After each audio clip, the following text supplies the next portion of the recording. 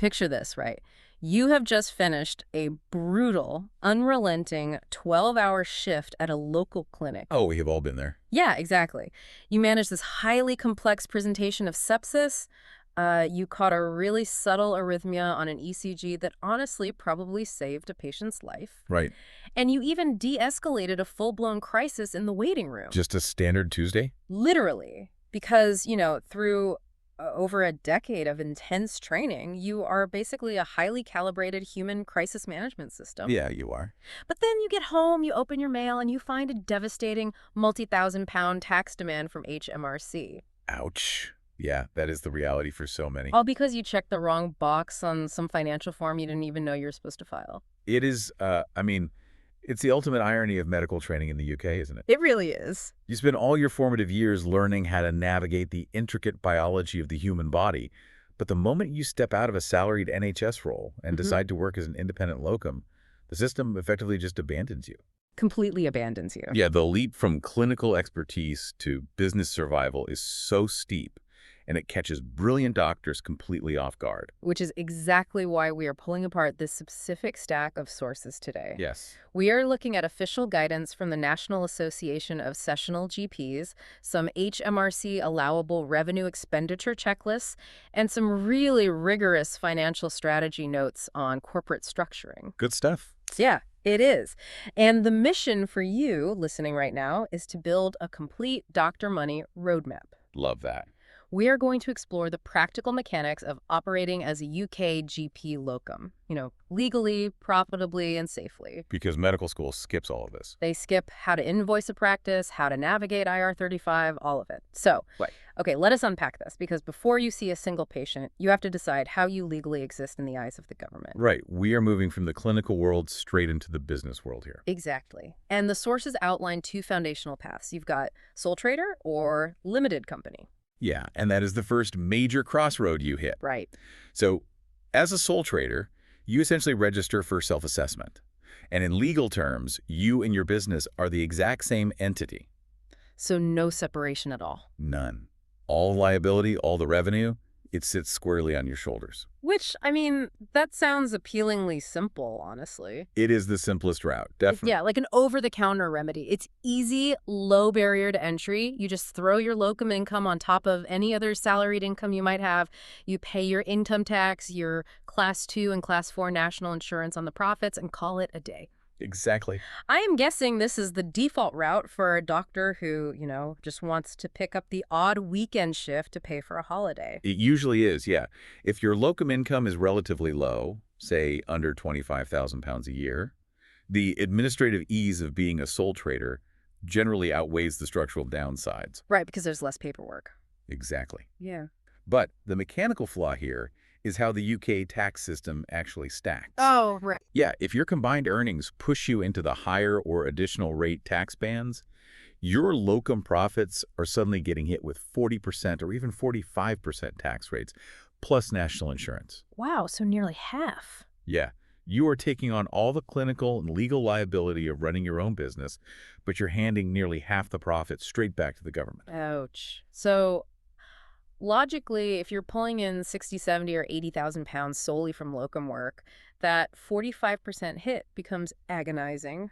Very quickly. Which brings us to the alternative, right? The Yeah. limited company. Now, my assumption here, and tell me if I'm wrong, is that a limited company is essentially just like a legal shield that lets high earners hide their money from income tax. Well, not hide, structure. Structure, okay, like a specialist prescription. That's a good way to put it. It's highly effective, but requires careful management. Understanding the actual flow of money here is critical. Okay, walk me through it. So, a limited company is a completely separate legal entity. You are not the company, you are just its director and a shareholder. So when a clinic pays your invoice, they are not paying you. They are paying the company. Oh, I see. And then the company pays corporation tax on its profits, which is generally much lower than upper-tier personal income tax. Then, and only then, does the company distribute money to you. But wait, you still have to pay personal tax when the company pays you, right? So where is the actual mathematical saving?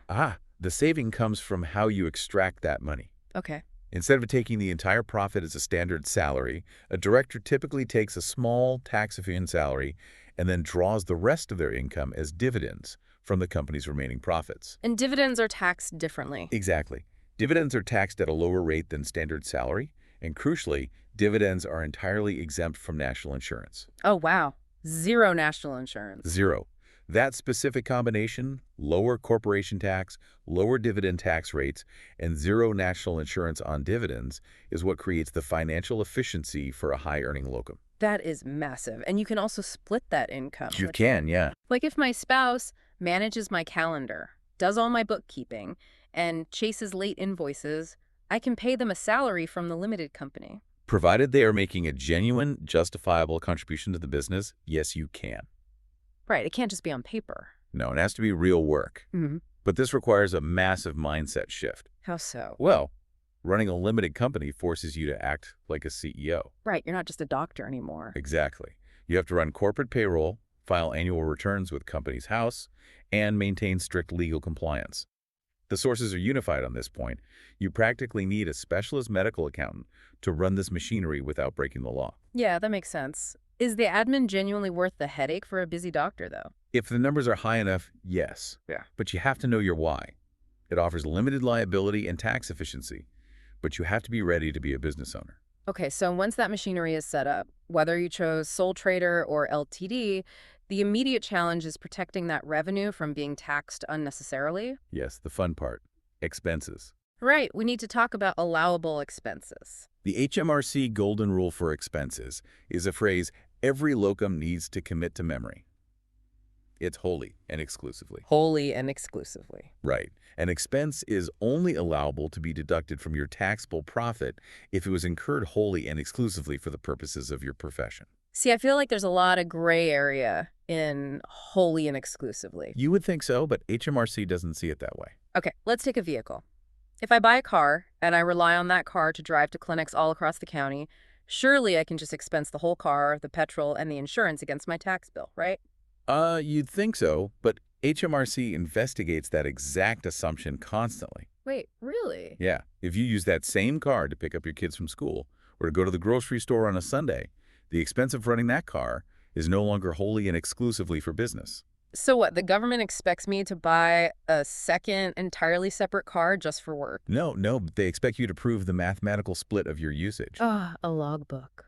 Exactly. You must maintain a rigorous, detailed logbook. You track the total mileage for the year, and you track the exact business mileage. Okay, that sounds tedious. It is, but if your logbook proves that, say, 60% of the miles were driven to and from clinics, you can expense exactly 60% of the running costs. Right, so it's not about grand gestures, it's about exact data. Spot on. Okay, so precision is key. Beyond mileage, the lists in these HMRC checklists include the obvious things, accountant fees, professional subscriptions to the GMC and BMA, and the annual renewal of your DBS check. Yeah, all standard revenue expenses. There is also a provision for deducting a portion of home heating and lighting. Yes, but again, with the exact data. Right. I assume you can't just expense half your winter gas bill because you answered some emails on the sofa. Definitely not. Yeah. You have to calculate the specific floor area of your dedicated home office as a percentage of your entire house. Oh, wow. Okay. And then you apply that percentage to the utility bills, factoring in how many hours a day you actually use that room for administrative work. They really want the exact math. And those are your revenue expenses, the day-to-day running costs. Right. Then you have capital expenses for assets lasting over 2 years, your stethoscope, an otoscope, a work laptop. Yep. Those reduce your taxable profit, too. But while locums are busy meticulously tracking all these receipts, the sources say they often walk blindly into a much more dangerous legal trap. IR35. Yeah, the IR35 trap. What is fascinating here is that HMRC isn't just looking at what you spend. They are intensely focused on the reality of how you work. How you work, okay. Yeah, IR35 is tax legislation specifically designed to catch disguised employees. Disguised employees. Right. If you operate through a limited company to get all those tax benefits we just discussed, Yeah. but the reality of your daily work looks identical to a salaried GP, HMRC will place you inside IR35. Okay, let's walk through a scenario then. I am a locum. I've got my limited company. I book a long-term placement at a local clinic. I work every Tuesday and Thursday, 9 to 5, using their equipment. I see whoever they put in front of me, and I take a paid lunch break in the staff room with the rest of the team. Am I inside IR35? You are in incredibly dangerous territory there. Really? Yeah. Just from that? Yes. HMRC looks at several tests to determine employment status. A major one is the right of substitution. Substitution. Yeah. If you fall ill on a Tuesday, can your limited company send another qualified locum in your place without the clinic having the power to veto them? I highly doubt a clinic is going to let a random doctor walk in just because my company sent them. Which points heavily toward employment. Ah, I see. They also look at control. Are you under the direct supervision of the practice partners, or do you retain total clinical autonomy over how you manage your list? Right. Are you integrated into the staff? If HMRC decides you are just a staff member hiding behind a corporate structure, they will collapse that structure and demand the missing income tax and national insurance. That is terrifying. Often with severe penalties, too. Yeah. True locums must maintain genuine autonomy and flexible contractor practices. So maintaining genuine independence isn't just about professional pride. It's a legal necessity to protect your tax structure. Exactly. Now, we have spent a lot of time on optimizing today's income, but the sources present an incredibly complex system for protecting tomorrow's income. The NHS pension puzzle. Yes, the pension, which for a salaried GP, the pension is practically invisible, right? Oh, completely. The practice deducts it, the employer contributes. It just happens in the background. You don't even think about it. But for a locum, staying in the NHS pension scheme is entirely manual. Why manual? And it revolves around two highly specific documents, Form A and Form B. Yes. Locums managing their own NHS pension must wrestle with these constantly. So let's break down the mechanics of these forms. Form A captures the immediate work, right? Correct. So I do a session, I generate an invoice, and I attach Form A, which includes my superannuation division number, the SD number, and a unique payment reference. Yes, the UPR. Right. I assume I get the practice manager to sign off on this, so there's a permanent record of the pensionable pay. That is correct. Form A is your evidence of the work done and the employer pension contribution owed by the clinic. Got it. But Form A doesn't actually process the payment to the pension scheme. So Form B is the final step. Right. I am assuming Form B is just like an annual tax wrap-up where I calculate everything and send a massive check to NHS pensions. Oh, no. It is not annual. Wait, it's not. It is strictly monthly. Every single month. Every month. Form B is a summary of the actual income you received in your Burge account during that specific calendar month, regardless of when you actually worked the session. Oh, so it's based on cash flow. Exactly. You calculate your total employee and employer contributions based on that real-time cash flow, and you must file Form B and make the payment by the 7th of the following month. The 7th, that's a tight turnaround. Very tight. And if you miss that window, you risk losing the pensionable status of that work entirely. So what does this all mean? It's an ongoing, high-stakes administrative chore. It really is. But here is the detail and the sources that completely stop me in my tracks. Okay. We talked earlier about the limited company, right? How you save money by paying yourself a low salary and taking the rest in dividends. Yes, the tax efficiency strategy. The notes here state that dividends do not count toward NHS pension contributions. Yeah. This raises a really important question about conflicting priorities. Dividends are completely non-pensionable. Only your salary counts. So, if I am a doctor who has aggressively optimized my limited company structure to pay the absolute minimum in tax today by relying heavily on dividends, Yes. I am systematically lowering my pensionable pay, effectively kneecapping my own NHS pension. You hit the nail on the head. That is the fundamental tension of the Dr. Money roadmap. Wow. Tax efficiency and pension building are often pulling in completely opposite directions. That is quite the balancing act. It is. If you suppress your salary to dodge income tax, your pension suffers. If you crank up your salary to maximize your pension, your tax bill explodes. You cannot look at tax strategy in a vacuum then. Not at all. You really need an expert, a specialist medical accountant, to model the mathematics of your specific situation, balancing your immediate cash flow against your long-term retirement goals. Okay, so we have spent all this time optimizing where the money goes after it's earned, but the real risk happens before you even see a patient. Oh, absolutely. Let's talk about the clinical boundaries that protect your license. According to the NASGP guide, you never accept a job without setting strict terms and conditions first. Setting terms is not just administrative housekeeping. It is a critical patient safety mechanism and a legal shield. To me, setting terms is like establishing a strict triage protocol in an A&E. I like that comparison. Yeah, it filters out what you are legally responsible for today versus what is the clinic's permanent systemic problem so you don't absorb their failures and get crushed by an impossible workload. That is a very accurate way to frame it. If you don't define the boundaries of your session, a struggling clinic will naturally push their overflow onto you. Because you're there and you're capable. Exactly. So your terms must define the exact maximum number of patient contacts per session. Right. They must define the ratio of clinical time to administrative catch-up time. And financial boundaries too, right? The sources mention sliding scales for cancellation fees and explicit rates for extra duties like home visits or signing cremation forms. Yes, because if you don't legally price the extras, you will end up doing them for free well past the end of your contracted hours. Nobody wants that. No. And tying back to IR35, issuing your own terms proves to HMRC that you are an independent contractor negotiating a business deal, not just a passive employee taking what you're given. That makes total sense. Now, regarding those rates, there is a massive legal warning in these documents about competition law. Oh, yes, the cartel trap. Right, because a locum might logically think, well, I'll just ask the other doctors in my local WhatsApp group what we should all charge this clinic to ensure fair pay. You absolutely cannot do that. It's illegal. Highly illegal. The Competition and Markets Authority views independent locums as completely separate businesses. Okay. If separate businesses agree on a standard price to charge a client, that is price fixing. It is operating a cartel. So how do you figure out what to charge without asking your peers? You have to calculate it based on your own underlying costs. So doing the math yourself. Exactly. You look at your indemnity insurance, your travel, your accountant fees, your pension contributions, and you calculate the hourly rate required to make your specific business sustainable. That sounds complicated. It can be, but tools like the NASGP rate calculator help you do this math independently. Oh, that's handy. Yeah.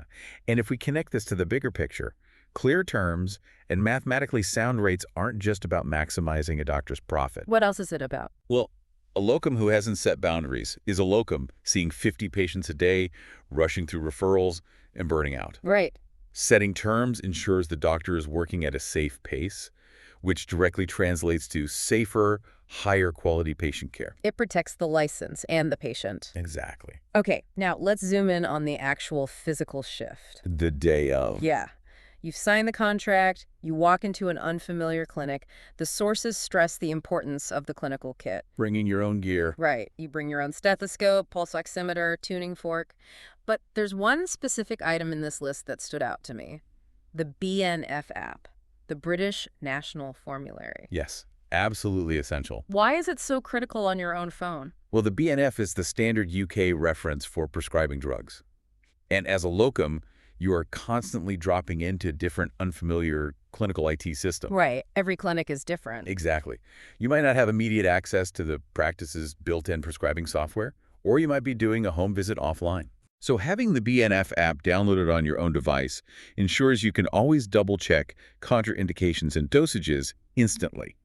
You have to operate as a self-contained clinical unit. The practice does supply the heavy stuff, though, right? Like the PPE, emergency drugs, speculae. Yes, the physical infrastructure is theirs. But the sources suggest a very specific routine for your first day, arriving 15 to 30 minutes early.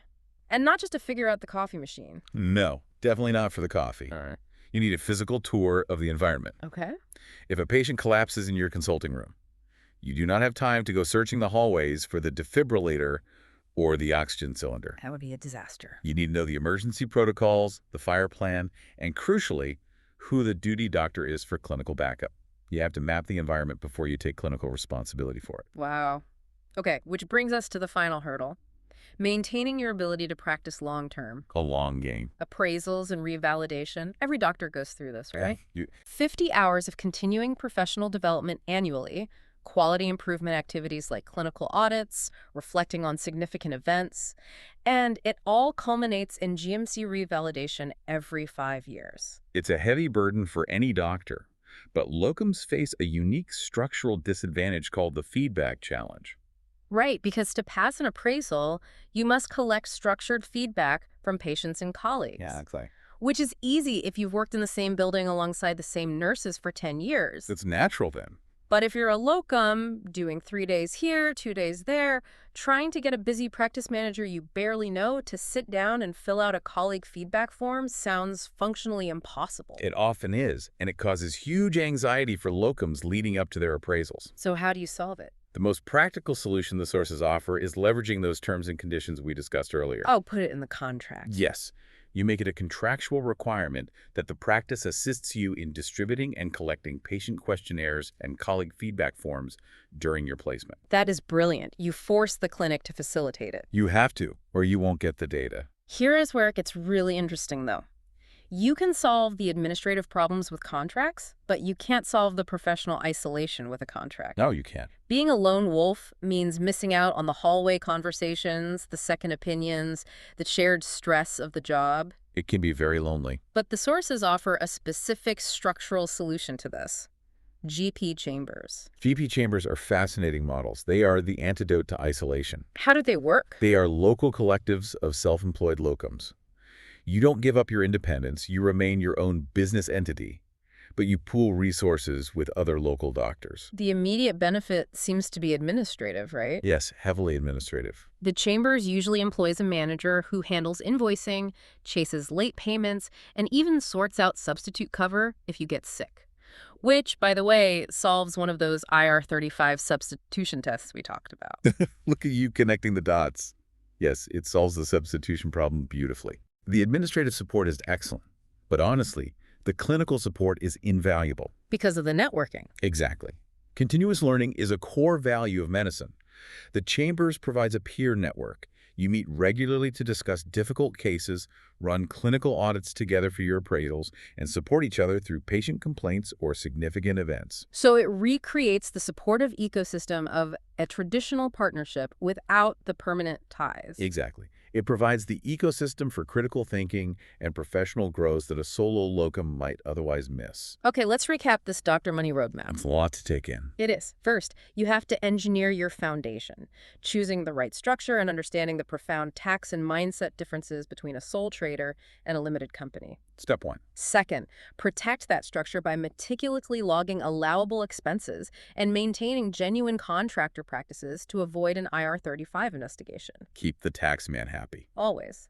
Third, navigate the Form A and Form B pension puzzle, carefully balancing today's tax savings against tomorrow's retirement wealth.